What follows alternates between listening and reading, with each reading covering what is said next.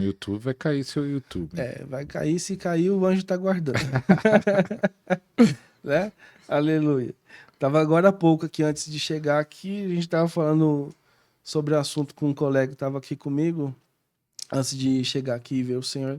A gente tava falando sobre retaliação. Eu falei, fique em paz, se você tá debaixo de bênção, não tem retaliação não, tem contra-ataque. Mas quanto a isso, o adreno, ele é uma substância que também é usada para alimentar vampiros. O sistema global hoje, ele é tanto vampiros, tanto também reptilianos. Reptilianos existem. A pessoa que está lá assistindo um filme de ficção, aquilo é uma jogada mental. Então, explica o que é reptiliano. O pessoal aparece muito e fala, lá, fulano é reptiliano, aí fica mostrando o vídeo, olha o olho, olha a garganta, olha a mão. Reptiliano é como se fosse lagarto? É demônio? É o quê? Isso, são filhos dos Néfilins. Por exemplo, assim, nós temos os anjos caídos que foram aprisionados lá na época de Gênesis 6. Antes dessa queda desses anjos caídos, eles já tinham filhos. Esses filhos são os reptilianos. Mas eles têm forma, qual forma dele? É tipo um lagarto? Isso, forma de um lagarto, só que uma estrutura humana. Onde estava já havendo a hibridização. Então eles têm a nossa imagem. Tem a nossa imagem, o rosto, o olho, a orelha. E aí os vídeos lá mostrando o olho, mostrando mão, olha lá. Sim, isso existe. É verdade? É verdade. Porque eles se transformam em lagarto? Ou eles se transformam em... Isso, porque eles precisam dessa substância para eles manter na forma. E os vampiros é o quê? É gente que bebe sangue ou é vampiro de verdade com dentinho igual os filmes? O primeiro vampiro a existir na Terra foi Caim. Se o senhor quiser, eu comento sobre isso aqui. Comente sobre isso, depois entra no Enoch. Tá anotando aí? Anote aí, pessoal, porque o negócio aqui... A gente tá falando sobre assuntos Sem falar de conspiração, desde que... Então vamos lá. Aqui já dá um monte de corte. O primeiro vampiro foi quem? Caim. O primeiro vampiro foi Caim. E está explicitamente na Bíblia. Lá em Gênesis capítulo 4, nós temos ali, né, o que a gente já gravou na nossa história como igreja, quando o Caim tirou a vida de Abel. E Abel começou o sangue dele a clamar por justiça. Mas nesse contratempo, aqui nós temos uma referência do que realmente aconteceu. Nós temos aqui Gênesis 4, verso 6. Diz assim: Então o Senhor abordou Caim: Por que estás furioso? E por qual motivo teu rosto está transformado? Isso estou falando na versão King James atualizada. Agora a gente vai pegar na versão... Eu tenho uma aqui que eu utilizo, que é a do ano de 1848. Ela é bem antiga mesmo, então aí você vai conseguir ter uma ideia a respeito. E diz assim: E o Senhor disse a Caim: Por que te assanhaste? E por que te caíram as tuas faces? Se a gente for pegar no hebraico toda essa estrutura do texto, do verso em que é citado, nós vamos encontrar que dentro dessas versões ocorre uma transmutação genética. Porque quem estava sob a influência sobre Caim para levantar essa queda de Abel, a morte dele, era Lilith. Lilith se tornou a amante de Caim. E ela deu esse encorajamento para que fizesse esse ato. Foi daí que ele começou a ter essa transmutação. Caim, ele nasceu de um período depois do exílio que os seus pais tiveram. Adão e Eva foram exilados, não expulsos, mas exilados, e ali houve o quê? Uma mutação genética, uma iniciativa, vamos dizer assim. Tem base bíblica? Tem. Se a gente for pegar o hebraico, palavra por palavra, aqui a gente não tem tempo para fazer, mas eu oriento as pessoas também a fazer. pegar palavra por palavra, vai fazer uma interpretação bíblica, você vai encontrar essa... Apenas de um versículo você consegue encontrar essa verdade. Não uma verdade oculta, mas ela estava escondida dentro da interpretação genuína. E aí você encontra que ele tinha essa ação de vampirismo, né? Tanto que as pessoas já estão falando aí em muitos outros podcasts também, que é a respeito de Caim, que é uma possível pista de que ele está preso, aprisionado lá no Vaticano.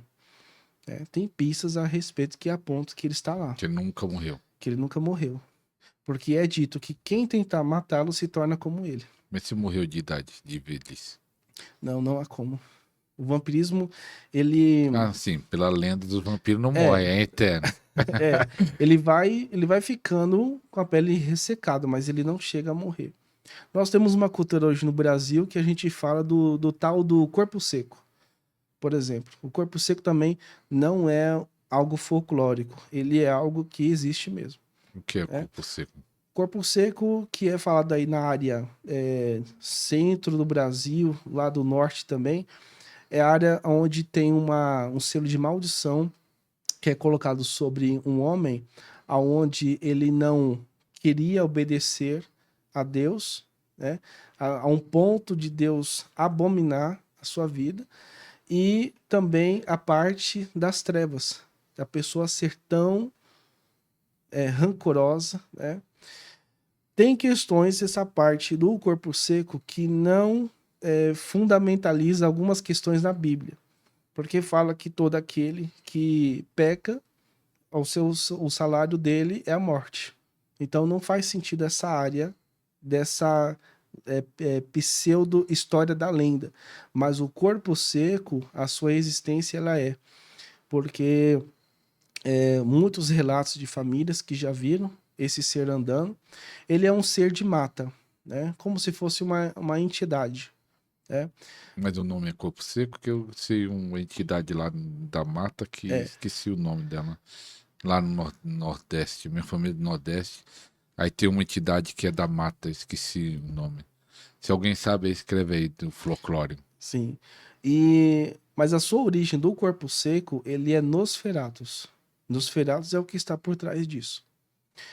Nosferatus, ele também é um trono, só que ele não é caracterizado como os 12 que governam os meses, que a gente entende hoje na área das tribos espirituais.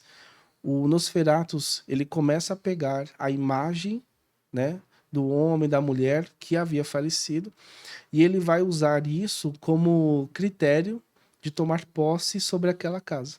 Então a pessoa fala, olha, tem assombração na minha casa, a mulher que morreu lá é vista andando pela casa ainda. Aquilo é uma ação de Nosferatus, né? Ele vai pegando para o quê? Para manter controle sobre a região. No livro também eu abordo, não somente sobre essas histórias, mas Você fala aí do vampiro, qual que você falou? Do reptiliano. Desse livro eu não falo sobre o reptiliano. Mas fala dos vampiros. Eu falo da menção desde a queda, falo sobre Helel, eu falo a respeito do Nosferatus e sua influência ligada ao vampirismo. E aí você cita o Enoque nesse livro. E aí eu cito O que Enoque. você pega do Enoque? Né? Então, em Enoque, nós temos aqui... É que nesse livro as pessoas vão encontrar 44 capítulos. É um livro que contém muito conhecimento. No capítulo... Aqui no capítulo de número 30, que é da página 287, se nós formos abrir lá, 287, nós vamos encontrar ali a história de como começou o processo do chamado de Enoque. Ao leitor que vai pegar esse livro, ele vai entender que Enoque, ele foi uma tipologia de Cristo. Não foi substituto do seu reinado, do seu governo, salvação, mas ele foi um tipo de Cristo que existiu, né, para ele manifestar a glória que Cristo estaria governando sobre a terra no futuro.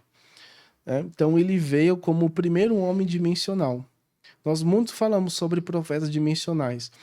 Enoque, ele foi o primeiro profeta dimensional. Antes de você entrar no Enoque, Uhum. pegando esse gancho que muitos profetas dimensionais de que vai ao céu, né, para explicar, que vai ser arrebatado. Qualquer crente pode ter essa ação, essa, mesmo não sendo profeta, eu posso aprender a ser arrebatado. Claro. O lado dimensional, ele está para todos que tem o nome escrito no livro da vida. Agora, a aperfeiçoação do profeta dimensional, ele é diferente. O profeta dimensional, ele tem salas. Por exemplo, nós temos os 5 governos do ministério: apóstolo, profeta, mestre, pastor, evangelista. Todos nós temos, os ministros, eles têm acesso às salas secretas que os anjos guardam para nós. Então, quando, por exemplo, nós temos um encontro em sonho profético com outros ministros, é que nós estamos dentro de uma sala e o Senhor está nos dando chaves apostólicas, proféticas, para ministrar dentro desse conceito. Então, assim, todos podem sim acessar, mas a questão de salas mais preservadas não tem como ter acesso. Sim. E o Enoque foi um dos primeiros. Isso, Enoque foi um dos primeiros, e no capítulo 30 também menciono trechos a respeito do livro dele, desmistificando dentro da Bíblia também. Eu abordo questões do que está na Bíblia a respeito sobre a vida dele. Por exemplo, aqui nós temos assim: o texto diz que Enoque andou com Deus 300 anos. A expressão andar vem do hebraico halak, que significa mover-se em direção a algo constantemente ou progredindo espiritualmente. Então, na linha espiritual, todo nome lhe carrega uma função.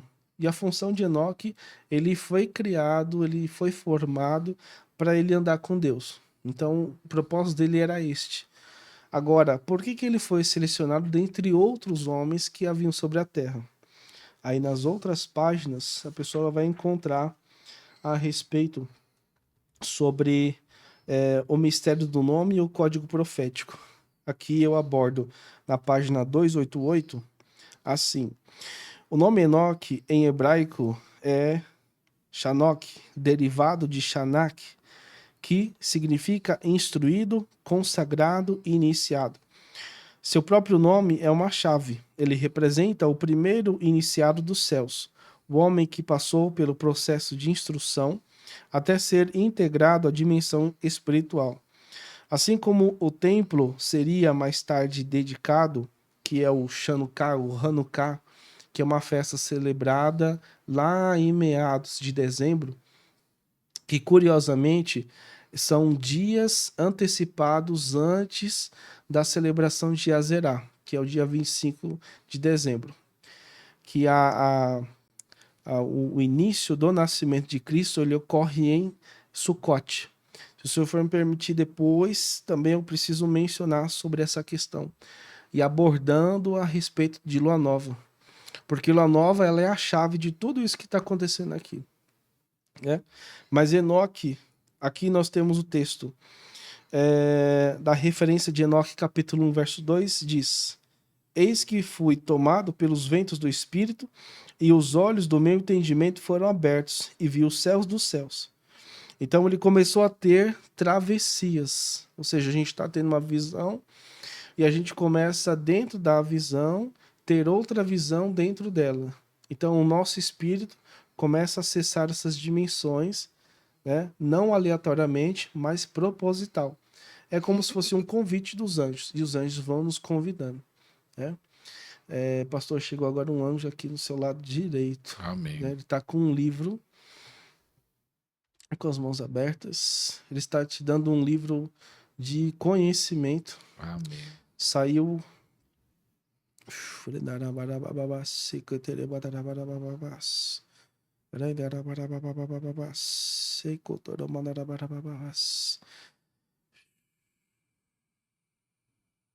aleluia. O Senhor está colocando brasas vivas sobre a tua mão. haverá um peso territorial. O Senhor está ativando.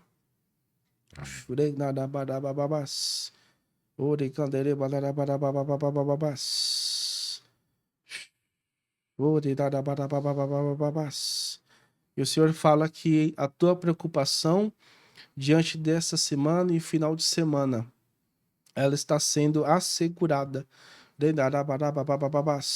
Amém. Você não irá perder o controle diante do que foi colocado sobre os teus ombros. Existe um governo que está sendo mexido agora nesta mesa. E o anjo agora feche o livro sobre a tua vida.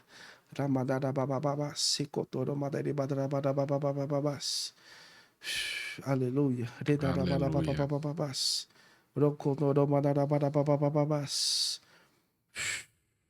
Aleluia. O Senhor vai colocar também sobre, não sei se é nessa mesa ou se em outro cenário, ele vai colocar outros profetas dimensionais, que é para abrir outros livros que fazem parte do seu destino.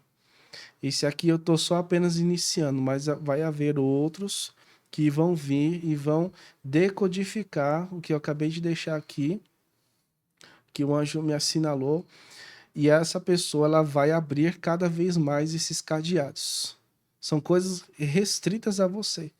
E esse profeta, essa profeta, porque são tanto masculino e feminino, vai vir e vai começar a decodificar esses códigos. E vai começar a falar muitas outras instruções sobre o que está no seu livro.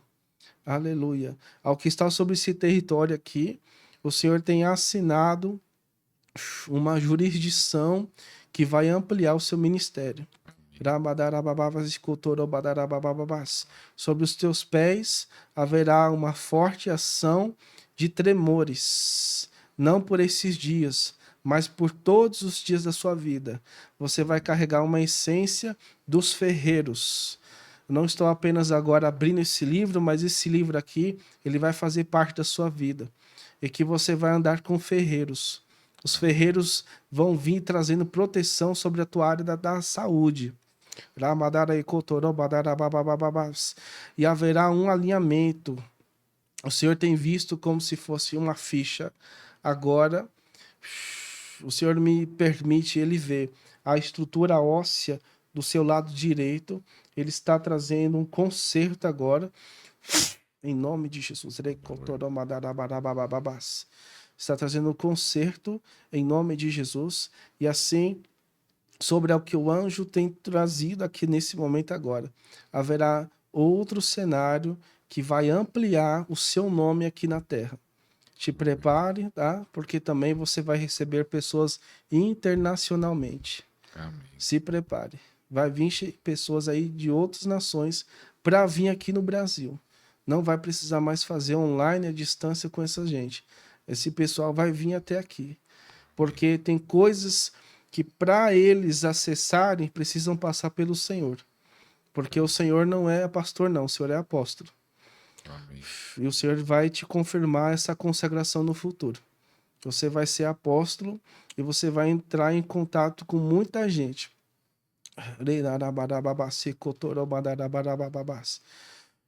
Aleluia. Também a vida deste homem aqui, também eu oro sobre a tua vida, porque também o Senhor tem colocado sobre a tua mão um livro que ele carrega uma empresa. Essa empresa que está escrito da área de tecnologia não é essa daqui que você está trabalhando, é uma outra, porque você vai trabalhar numa emissora. Se prepare também, você vai trabalhar numa emissora e essa emissora ela vai aceitar o seu currículo. Você não vai mais andar em escritório em escritório. O seu nome também ele vai ser marcado para o Senhor trabalhar outras áreas em sua vida dentro dessa emissora. Se prepare em nome de Jesus. Aleluia. Glória a Deus. Meu Deus. Eu estava falando sobre Enoque, né? Enoque estava lendo sobre ele. Depois, até é bom você explicar aqui a função dos sentinelas e ferreiro, que também É citado no Enoque, né? É citado sobre Enoque. A questão dos sentinelas e os ferreiros. Existe uma comunicação. A gente estava falando sobre o éter, que é o movimento, né? É o profeta que tem o primeiro impasse desse éter. Então, quando ele não consegue agarrar essa dimensão dessa resposta direta do trono, aí alguém que vai pegar a intimidade do profeta vai ouvir aquilo e vai declarar. Quando ele declara, o sentinela ele vai pegar como em formato de um livro, né? E ele vai anotar o que está sendo decretado, porque também o sentinela ele não consegue interpretar. Nós temos aqui no texto, nós falamos sobre Zacarias. No texto de Zacarias capítulo 1, é abordado sobre o anjo que fala e explica sobre os ferreiros. E o mesmo anjo que ele está falando com Zacarias, ele também está interpretando. Então há uma diferenciação desse anjo, que não era um anjo de uma tipologia menor, mas era de uma categoria maior. Ele era ali dentro da área de arcanjos.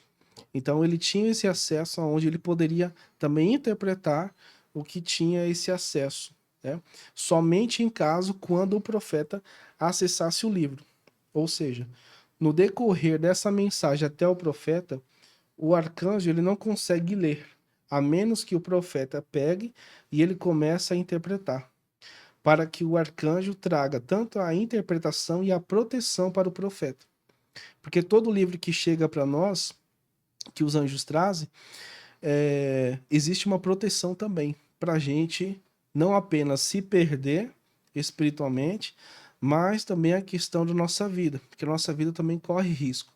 Quando a gente vai falando sobre coisas profundas, coisas de profecia, a gente vai acessando áreas onde existe zelo, existe proteção, né? Existe paz.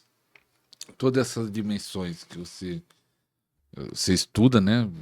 Você é um profeta mestre, mestre profeta, não sei como é que chama. Isso é profeta, mestre. Que é a área de, tanto na dimensão e também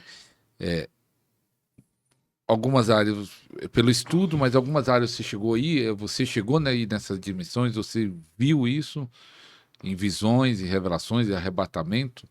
Isso. Eu tenho colocado aqui experiências, né? Tá no livro Experiência também? Tem. Durante o decorrer da linguagem do livro, eu coloco essas experiências onde a pessoa, ao mesmo tempo que vai ler, ela vai também entender quando tudo ocorreu comigo, né? A questão sobre a física da translação, queria falar sobre isso, apresentando sobre o ponto-chave de Enoque.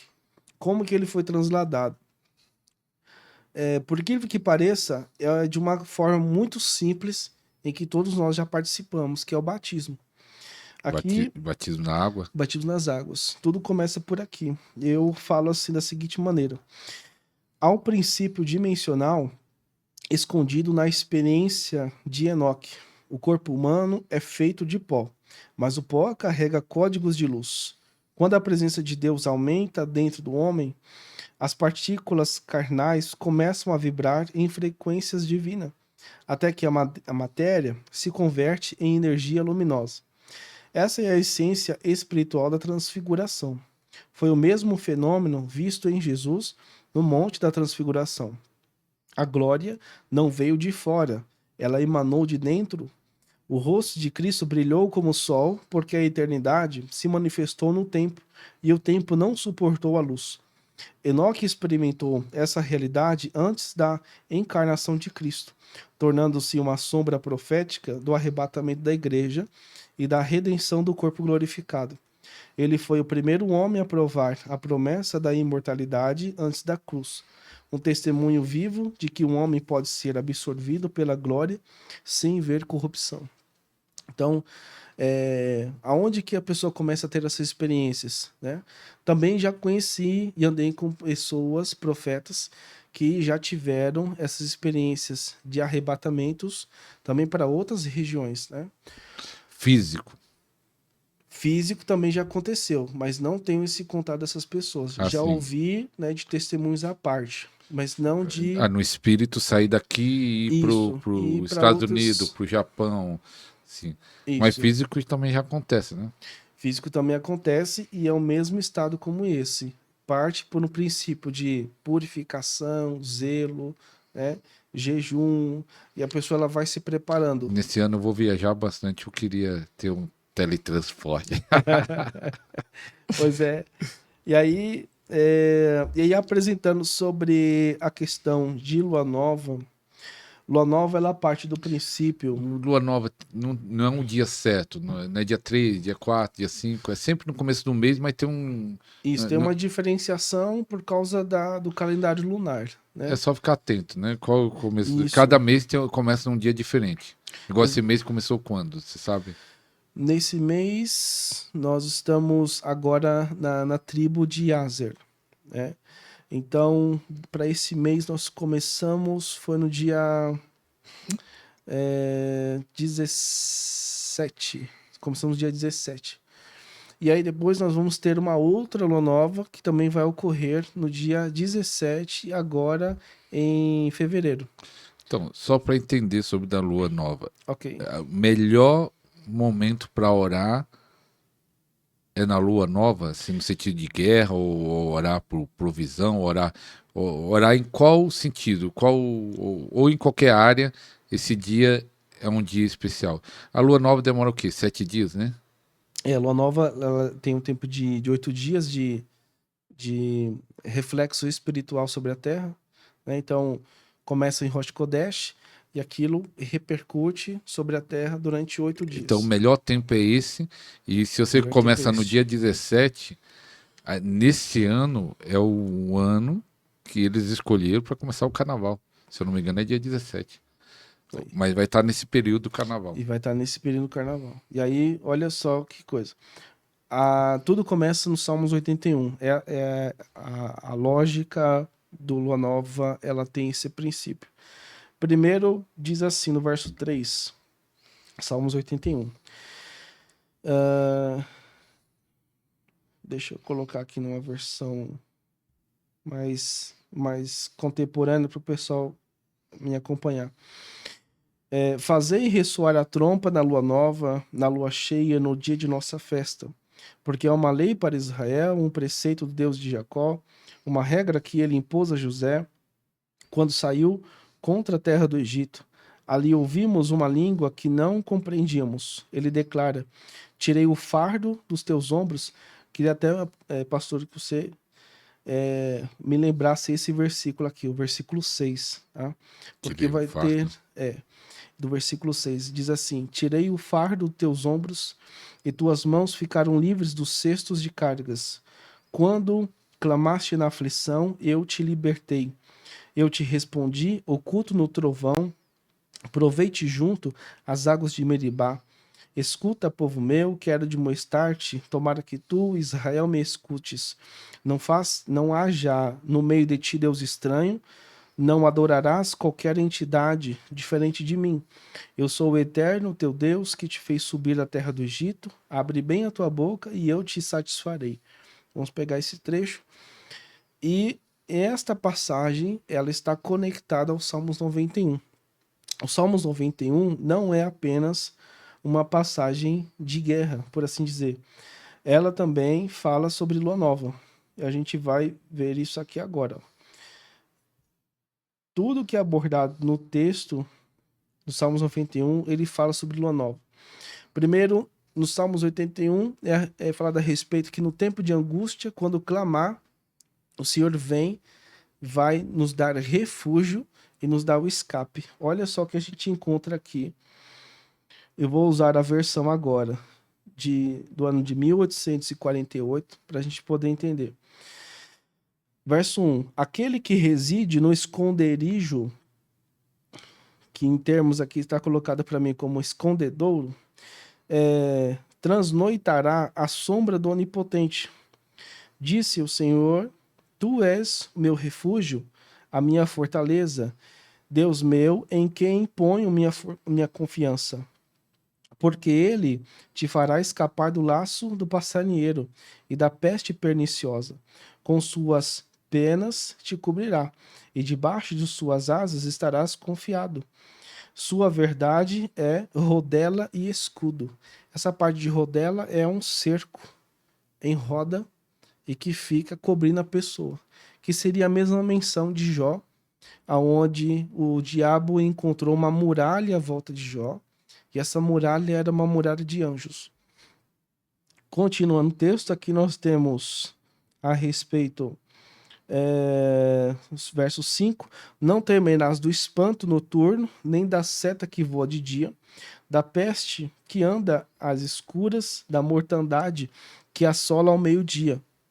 A tua ilharga, essa forma, a palavra ilharga é lateral. Nós pegamos na versão contemporânea de que é o que? O lado direito. Ao seu lado direito cairão 1.000, do outro 10.000.